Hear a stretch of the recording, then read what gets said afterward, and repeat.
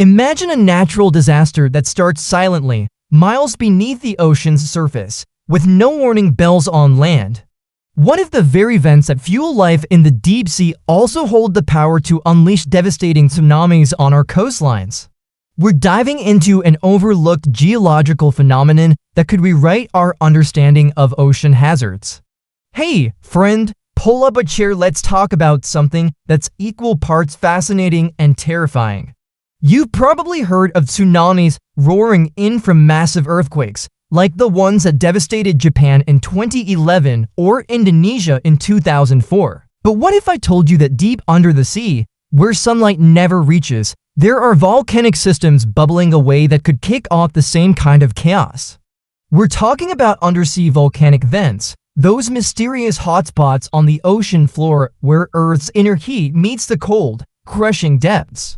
For years, scientists thought these were mostly harmless curiosities, nurturing weird ecosystems with chemosynthetic bacteria and tube worms that look like they belong in a sci-fi movie.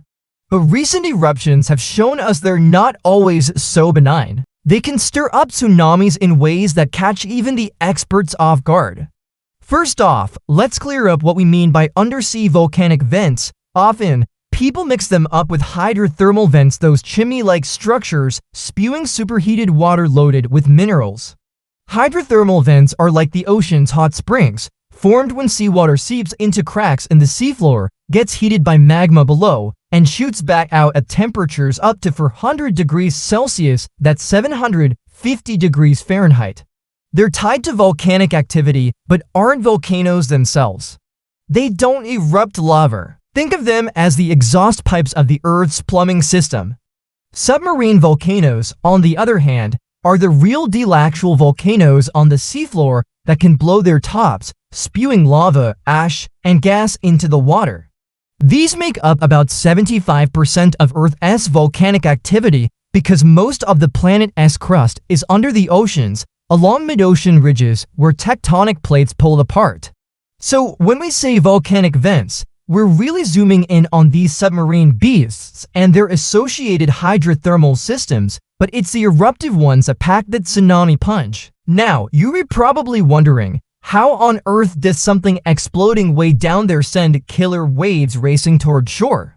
It's not as straightforward as a land volcano belching fire into the sky. Underwater, the immense pressure from all that water up to thousands of atmospheres changes everything. Lava doesn't fountain dramatically, it often just oozes out, forming pillow-shaped rocks as it cools instantly on contact with the cold sea. But when things get explosive, watch out! Explosive submarine eruptions happen when magma interacts violently with water, creating steam blasts called phreatomagmatic explosions. Imagine dropping a superheated rock into a bucket of water. It hisses and cracks, but scale that up 1,000,000 times. These blasts can displace massive amounts of water, sending shock waves rippling outward as tsunamis. But that's just one way. There are a bunch of sneaky mechanisms at play here. For starters, caldera collapse. When a volcano erupts and empties its magma chamber, the roof can cave in, creating a huge depression. If that's underwater, the sudden drop sucks in water and then pushes it out in a radial wave pattern. Think of it like yanking the plug in a bathtub, but reversed and on steroids.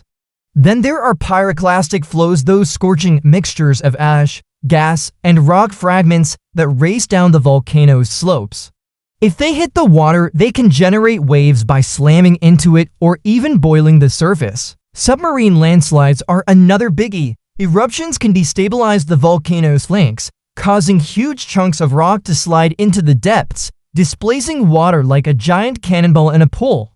And for the really massive events, like the 2020 Tonga blast, atmospheric shock waves from the explosion can couple with the ocean surface, creating meaty tsunamis that travel globally.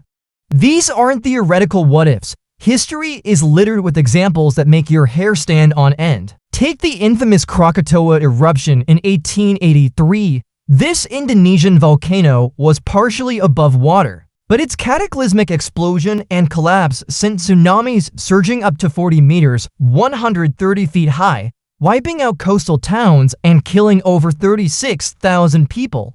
The waves were felt as far as South Africa. It was a mix of the blast displacing water and pyroclastic flows hitting the sea. Fast forward to 1650, when the Colombo submarine volcano off Santorini in Greece went boom. This fully underwater eruption triggered a tsunami that devastated nearby islands, killing around 70 people and destroying ships. Scientists recently pieced together that it was a magmatic explosion, magma meeting water in a violent handshake that generated waves up to 20 meters high. But nothing drove the point home like the Tonga Hapai eruption on January 15, 2022. This submarine volcano in the South Pacific had been rumbling for years, but when it finally let loose, it was apocalyptic. The blast was equivalent to hundreds of Hiroshima bombs, creating a plume that shot 58 kilometers, 36 miles into the atmosphere. It boiled a 300-foot deep crater in the ocean and sent tsunamis racing across the Pacific. Waves up to 18 meters, 60 feet slammed into Tonga, flooding the capital and causing widespread destruction. What shocked everyone was the global reach. Smaller waves hit Peru, Japan, even California, thanks to that atmospheric pressure pulse traveling at the speed of sound. It was the first mega tsunami recorded since ancient times, and it rewrote the books on how far these events can impact. Closer to home, or at least in more familiar waters, there's Axial Seamount off the Oregon coast. This active submarine volcano erupts fairly regularly, like in 2015, but so far, no big tsunamis. Still, researchers worrying that a larger event could trigger waves along the Pacific Northwest. And don't forget about the Canary Islands hypothesis, though it's more about island flank collapses than pure vents. If a massive landslide from Cumbre Vieja volcano slides into the Atlantic, it could send a mega tsunami toward the U.S. East Coast, waves up to 25 meters 80 feet high. Thankfully, recent studies suggest it's overhyped. These collapses happen gradually, not all at once. Why does this matter to you and me, sitting safely on dry land?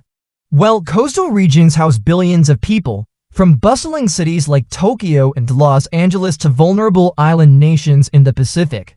A tsunami from a submarine volcano could strike with little warning. Unlike earthquakes, which we monitor with seismometers, these deep-sea events are harder to detect in real time.